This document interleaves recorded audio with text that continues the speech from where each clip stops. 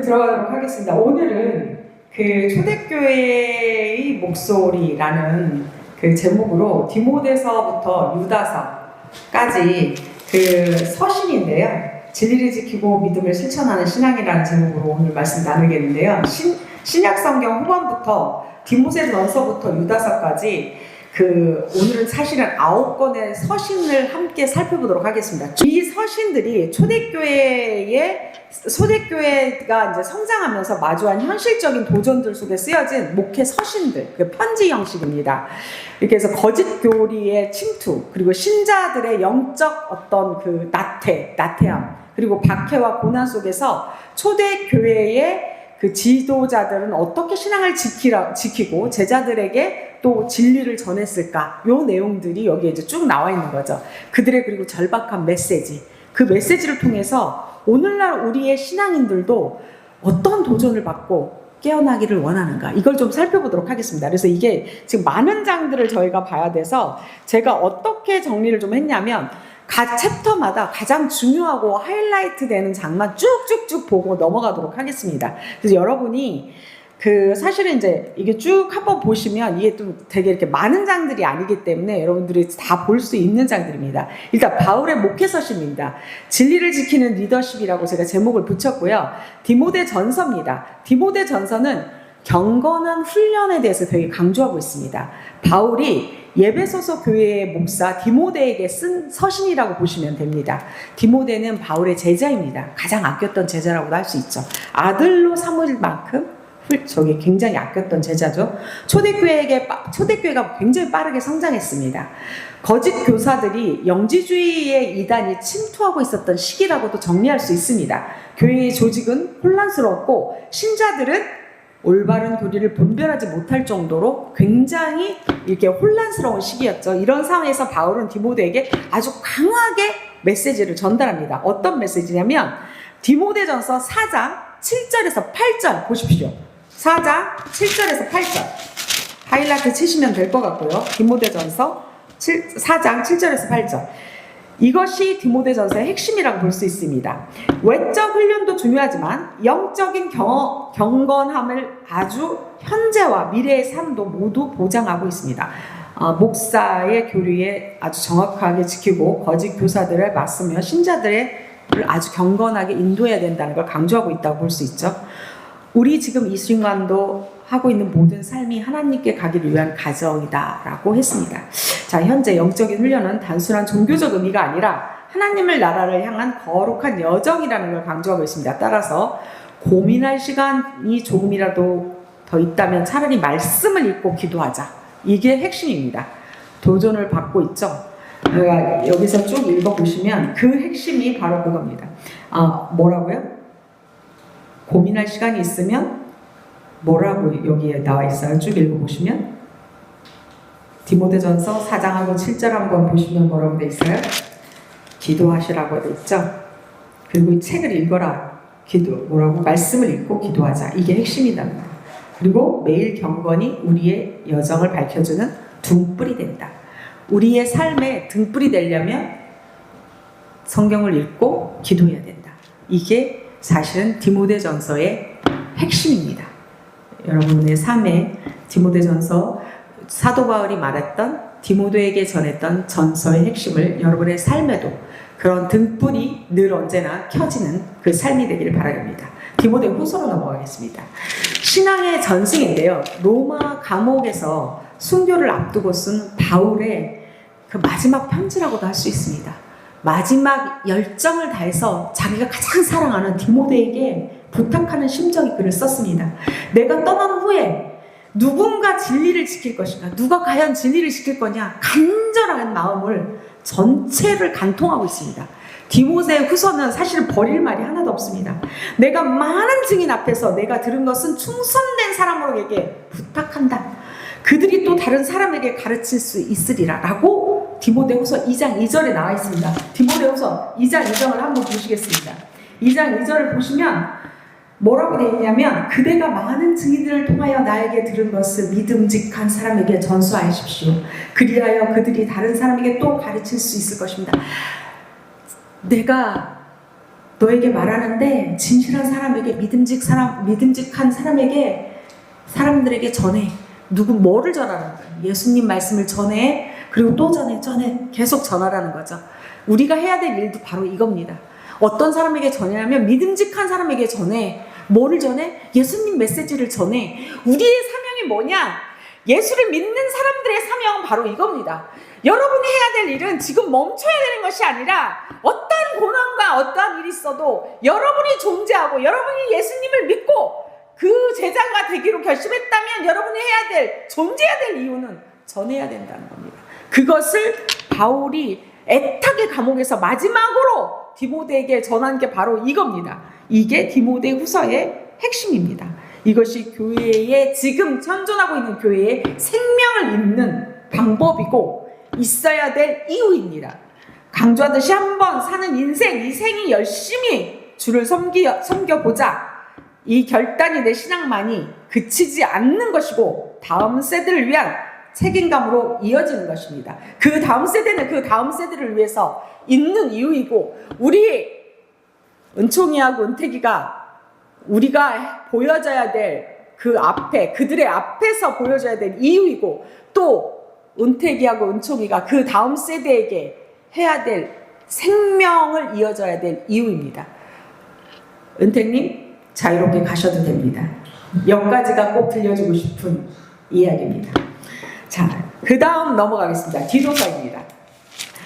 경건한 삶에 대해서 다시 한번 사도 바울이 디도 제자에게 말합니다. 크레타 섬에 아직 교회 조직이 제대로 갖춰주지 않은 곳입니다.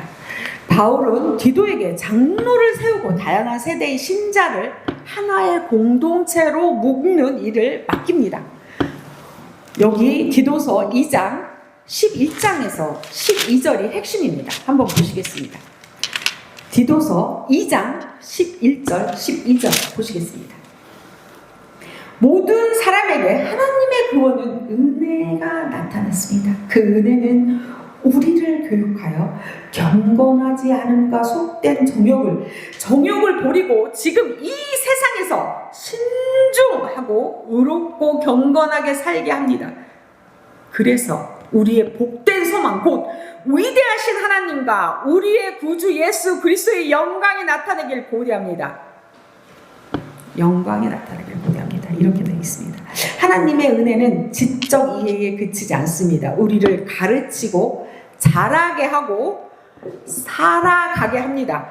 진정한 경건은 일상 속에서 신중함과 위로움으로 드러나야 합니다. 그러나 많은 신자들이 이를 외면하고, 즉 주님의 말씀을 읽지도 않고 기도하지도 않고 실천하지도 않고 사람을 멀리해라, 이런 사람, 그러니까 실천하지 않고 그 많은 신자들이 이를 외면합니다. 그런 사람을 멀리해야 합니다. 이런 사람이 되지 않기 위해 매 순간 조심해야 됩니다. 여러분이 기독교인이라 하고 혹시 성경책을 멋으로 갖고 다니거나 성경책을 읽지도 않고 성경 말씀 관련된 부분에서 그렇게 따라가려고 하지 않는, 예수님의 삶을 따라가지 않으려고, 흉내조차도 내지 않으려고 하는 그런 사람을 기독교인이라고 할 수 없습니다. 그런 사람들하고 가까이 하지 않는 것이 아마 맞을 겁니다. 적게나마 주님의 말씀대로 살려고 노력하는 사람, 그 사람이 참 기독교인에게 맞을 겁니다. 지금 사도 바울이 디도에게 그 얘기를 하고 있습니다. 제자 디도에게. 그래서 여러분께서 진정한 기독교인은 삶 속에서 그 말씀을 실천하려고 노력하는 자라고 규정하고 있습니다. 그리고 살아가게 하려고 하는 자라고 정리하고 있습니다. 자, 입으로 넘어가겠습니다. 베드로와 요한의 목소리를 한번 들어보도록 하겠습니다. 베드로전서 보겠습니다. 베드로전서 보면 제가 여기 빌레몬서 잠깐 뒤에 다루고요. 베드로전서부터 먼저 다뤄보도록 하겠습니다. 베드로전서 야고보서가 하고 베드로전서, 이제 요 뒤에 베드로 먼저 다루고 그 다음에 야고보서로 했습니다. 베드로전서는 고난 속의 신앙을 얘기하고 있습니다. 베드로가 누구의 제자입니까?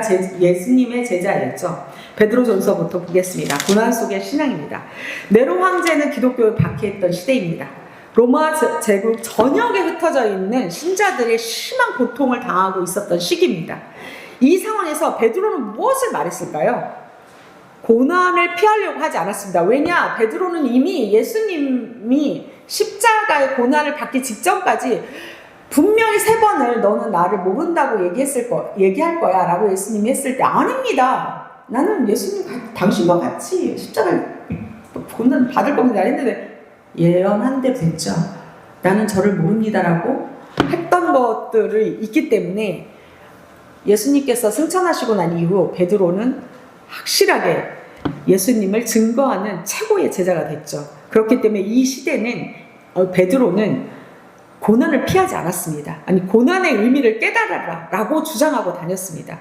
자, 베드로전서 1장 7절이 핵심인데요. 같이 보시겠습니다. 1장 7절, 베드로의 1장 7절 한번 보시죠. 핵심이 이겁니다. 1장 7절. 너희의 믿음의 시련이 불로 연단하는 것보다 귀하여 예수 그리스도에 나타나실 때에 칭찬과 영광과 존귀를 얻게 하려니라. 뭐라고요?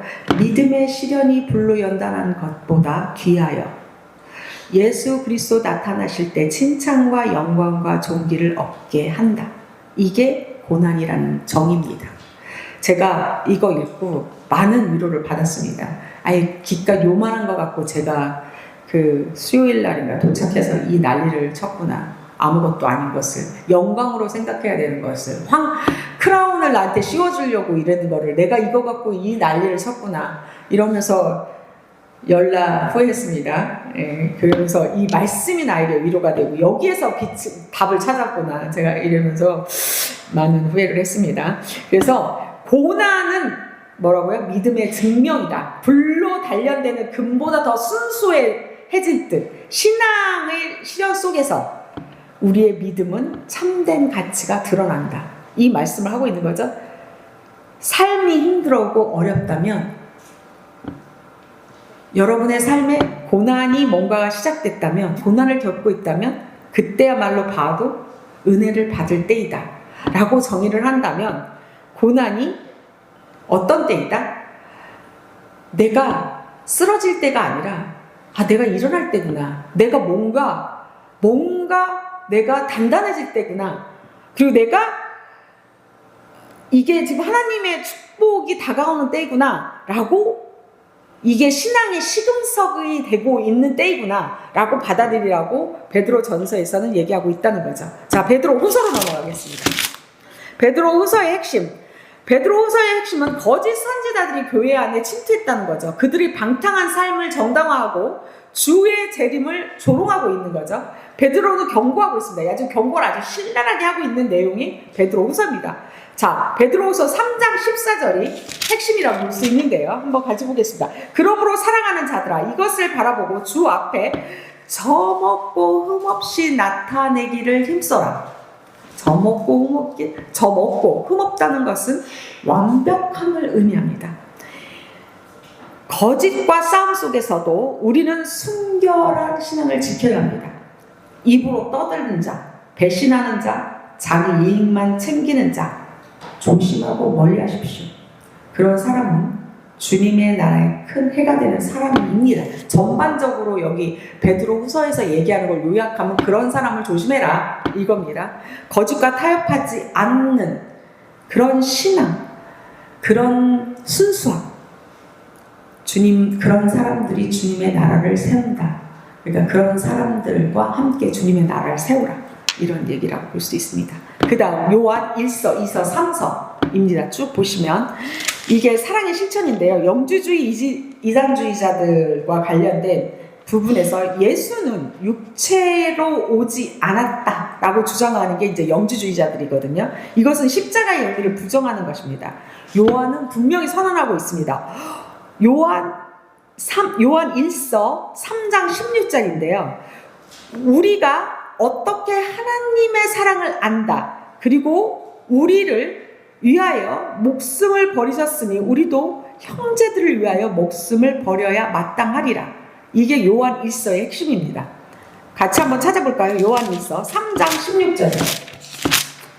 제가 진도를 빨리 빼고 있죠? 왜냐면 이게 몇 장 안 됩니다. 사실은 이게 많아 보이는데, 이 서로 보면 몇 장 안 됩니다. 요한 1서 3장 16절. 우리가 어떻게 하나님의 사랑을 안다.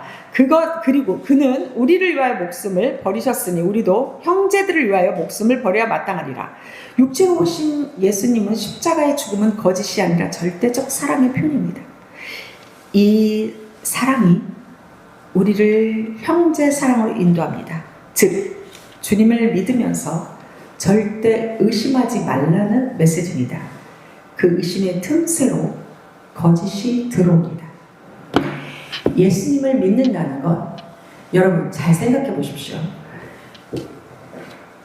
우리가 예를 들어서 지금까지 구약시대에서 말하는 우리의 번제를 대신할 번제물이 없다면 지금도 우리는 푸닥거리하고 계속 번제물을 찾아서 동물을 죽이고 하나님한테 이래야 되는 그 구약시대의 그 제사를 계속 드리고 있어야 될 그런 상황일 겁니다. 근데 우리를 대신해서 예수님께서 십자가에 못 박히시고 우리의 죄를 말끔히 대신 십자가에 못 박히시는 이로, 그리고 난 다음에 우리의 죄를 사하심으로 인해서 사실은 지금의 이런 예배 형태가 이루어지고 있는 거거든요. 그리고 예수님께서 보여주신 그 3년간의 삶이 어떤 삶인지를 보여주셨기 때문에 우리가 그 삶을 따라서 살려고 노력하는 것, 그것이 하늘나라에 들어가는 방법임을 알게 된 거죠. 그렇기 때문에 그 삶을 믿고 그 삶을 따라하는 그 삶의 실천의 방법, 그것이 우리가 하늘나라에 들어가고 하나님께서 원하시는 그 삶이라는 걸 알게 된 거죠. 그걸 믿어야 된다는 거죠. 자, 그렇게 된다는 것에 대한 부분에 요한 1서, 2서, 3서를 통해서 계속적으로 얘기하고 있는 겁니다. 그래서 3서는 이 사랑이 구체적으로 어떻게 드러나는지 보여주고 있습니다. 나그네와 선교사를 환대하는 것, 이것이 하나님의 사랑의 실천이라는 걸 마지막으로 더 강조하고 있습니다. 뭐라고요? 나그네와 선교사를 환대하는 것. 제가 이제 곧 선교사로 나갈 팔자인 것 같습니다. 주님께서 저에게 그런 사명의식을 줬기 때문에 제가 나갈 때 여러분 환대해 주십시오. 그리고요, 3부, 이제 세 번째로 야고보와 유다서를 한번 보도록 하겠습니다. 믿음의 실천과 진정한 그 경쟁인데요. 야고보서 한번 보겠습니다. 야고보서의 핵심은 뭐냐? 믿음과 행함입니다. 제가 이제 야고보서를 굉장히 읽으면서 또 제가 눈물이 많지 않습니까? 또 이제 대성통곡을 했죠. 아이고 내가 그것도 못 참아가지고 이런 일을 벌였구나 이러면서 야고보서에서 이제 또 한바탕 또 울고 이제 계속 울었습니다. 9개월 내내. 예루살렘 교회의 지도자와 야고보가 이 이야기를 합니다. 그 시대의 신자들의 믿음만을 내세웁니다. 우리의 믿음으로 충분하다라고 말합니다. 하지만 야고보는 묻습니다. 누구든지 말씀을 듣고 행하지 아니하면 그는 거울로 자기 생김을 보는 사람과 같아서 자기를 보고 가서 그 생김이 어떠했는지 곧 잊어버리는 것과 온전한 율법, 곧 자유의 율법을 들여다보고 있는 자, 듣고 잊어버리는 자가 아니요 실천하는 자니 이 사람이 그 행한 바를 인하여 복을 받으려. 야고보서 1장 23절에서 25절입니다. 야고보서로 가겠습니다. 야고보서는 사실은 1장부터 마지막 절까지 이게 몇 장 안 되는데 5장밖에 안 되거든요. 다 읽어보셔도 됩니다. 근데 그 중에 제가 뽑은 말씀인데요. 1장 23절부터 25절입니다. 이거는 같이 한번 읽어보시죠. 1장, 제 거는 이게 공동 번역이라 좀 페이지가 다를 수 있는데 4페이지인데 여러분 것은 몇 장인지 잘 모르겠습니다. 야고보서 1장 23절에서 25절인데요. 한번 큰 소리로 같이 읽어볼까요, 우리? 제게 조금 달라서 우리 이보라 님께서 한번 크게 읽어보시겠습니다. 야고보서 1장 23절에서 25절. 누구든지 말씀을 듣고 행하지 아니하면 그는 거울로 자기 생긴 얼굴을 보는 사람과 같아서 제 자신을 보고 가서 그 모습이 어떠했는지를 곧 잊어버리거니와 자유롭게 하는 온전한 율법을 들여다보고 있는 자는 듣고 잊어버리는 자가 아니요 실천하는 자니 이 사람은 그 행하는 일에 복을 받으리라. 이제 제가 이걸 뭐 더 부연 설명을 하지 않아도 충분히 의미와 뜻이 전달됐을 거라고 생각합니다. 말씀을 아는 것과 행하는 것은 다르다. 거울을 봤다고 해서 얼굴이 깨끗해지는 것이 아니다. 반드시 행동하고 실천해야 된다. 이 말씀이죠. 믿음은 행함 없이는 죽은 것이다. 이거죠. 지금 내가 가는 길이 주님이 동행하고 있는 길이고 옳은 길이다. 다른 사람이 아니라 너라서 가능하고 꼭 해낼 것이다 라는 자기 자신의 믿음을 갖고 주님과 함께함으로 우리의 신앙이 행동이 곧 믿음이다. 이 믿음으로 여러분이 혀로만 하는 것이 아니라 몸으로 하는 신앙인이 되기를 간절히 축원합니다. 유다서로 넘어가겠습니다. 믿음을 위한 싸움인데 유다서는 제가 왔다 갔다 하는데요. 이게 사실은 그러니까 쓰여진 시간별로 제가 좀 정리를 좀 한 거라고 보시면 될 것 같고요. 유다서는 이제 한 장입니다. 딱 한 장짜리인데요. 1절 한 장입니다. 믿음을 위한 싸움입니다. 매우 짧지만 매우 신랄한 편지입니다. 유다서는 또 시원시원합니다. 이거 제 성격에 딱 맞더라고요. 거짓 교사들이 하나님의 은혜를 방종으로 바꾸고 있습니다. 유다의 믿음을 위한 싸움이라고 정리를 제가 좀 했습니다. 믿음을 위해서 싸워라. 굳건하게 싸워라. 외쳐라. 뭐 이렇게 좀 촉구를 하고 있는 거라고 볼 수 있는데, 사랑하는 자들아, 너희가 거룩한 믿음 위에 자기를 지키며 성령 안에서 기도하고 하나님 사랑 안에서 자기를 지키며 영생을 위하여 우리 주 예수 그리스도를 긍휼히 기다려라. 이게 그 20장 21절이거든요. 20절 21절 이렇게 돼 있습니다. 제가 한번 이거 공동번역을 한번 읽어볼게요. 그러나 사랑하는 여러분, 여러분이 가장 거룩한 여러분의 믿음의 터로 삼아 자기를 건축하고 성령으로 기도하십시오. 사랑 안에서 머물며 자기를 지키고 영생으로 인도하는 우리 주 예수 그리스도를 자비를 기다리십시오. 이게 이제 이렇게 좀 이어지는데요. 그 사랑하는 사람들은 분열이 일으키는 자들이며 성령을 받지 않고 본능대로 사는 자들입니다. 이렇게 해서 제 성격대로 막 이게 데모할 때 막 거의 막 이렇게 손들면서 해도 되는 정도의 아주 적극적 자세로 이게 위치고 있습니다. 거짓과 싸우는 것은 소극적인 방어가 아니라 적극적으로 방어해라. 우리를 지키기 위해서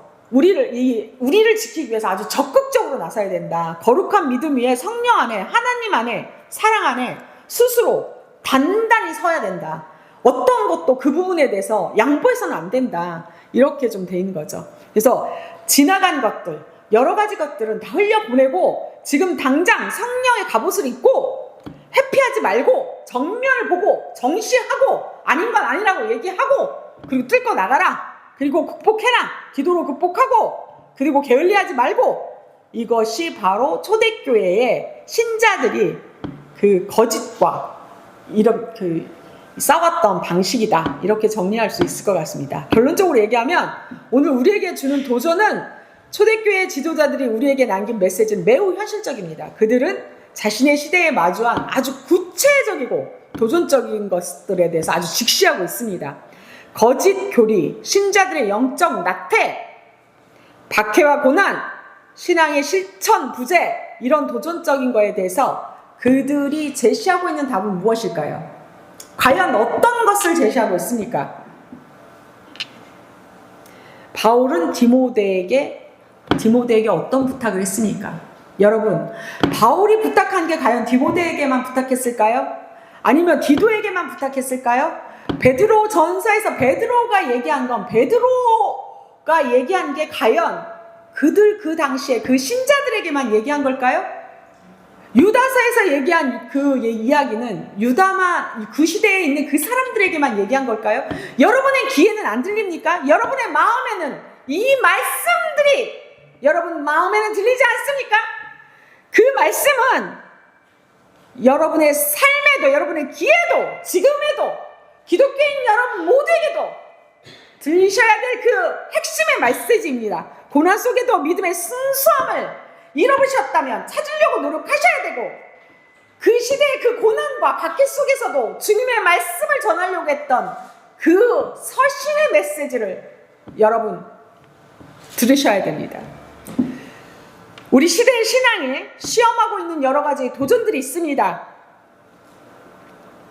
편의주의의 경건함을 잃어버리고 있는 이 시대의 기독교, 여러분 그 경건함을 다시 찾으려고 노력하셔야 되고, 그 가치관, 신앙의 기독교의 가치관 흔들고 있는 그 가치관의 흔들림에 대해서 여러분 다시 찾으려고 노력하셔야 되고, 편의주의 경건함에 대해서 불편하더라도 그 경건함에 대해서 지키려고 노력하셔야 되고, 이기주의에 대해서 그 이기주의를 여러분 하나님께서, 예수님께서 보여주셨던 그 사랑의 기본으로 돌아오시려고 노력하셔야 됩니다. 베드로처럼 우리는 여러 가지 시련을 겪고 있지만 그 시련들, 아주 작은 시련에도 상처에 허덕이고 쓰러지고 넘어지고 있는데요. 제 자신도 물론 그런 경험이 많지만 그 시련들이 시련이라고 생각하지 않으려고 주님의 말씀을 붙들고 그 시련 속에서 흔들리지 않고 주님과 함께 그 시련을 뚫고 나가는, 그리고 주님의 영광을 위해서 그 시련을 달게 받는 그러한 기독교인들로 우뚝 서셔야 됩니다. 그래서 더욱더 단단해진 그런 사람으로 영원히 존재하면서 주님의 말씀을 붙들고 누구도 흔들지 못하는 그렇게 강인한 사람이 되어야 되는 것이 바로 이 말씀들 속에 존재하고 있습니다. 그것이 내가 아니라 주님의 자녀이기 때문에 반드시 실천으로 행했던, 증명되는 말씀으로 생존하기 때문에, 생명으로 존재했던 기독교인이기 때문에 우뚝 서 있는 그런 삶으로 그 자리에서 물러서지 마시고 후퇴하지 마시고 버텨내시는 그러한 기독교인으로 그 자리에서 당당하게 생존하시길 주님의 이름으로 축원합니다.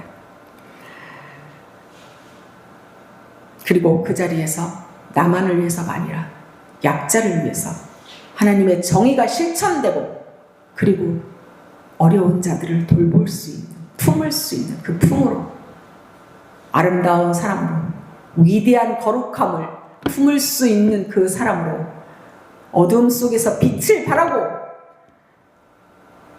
누구도 생각하지 못한 소금의 역할로 작지만 빛나는 사람으로 그 자리에 존재하시길 주님의 이름으로 축원합니다. 기도하시겠습니다.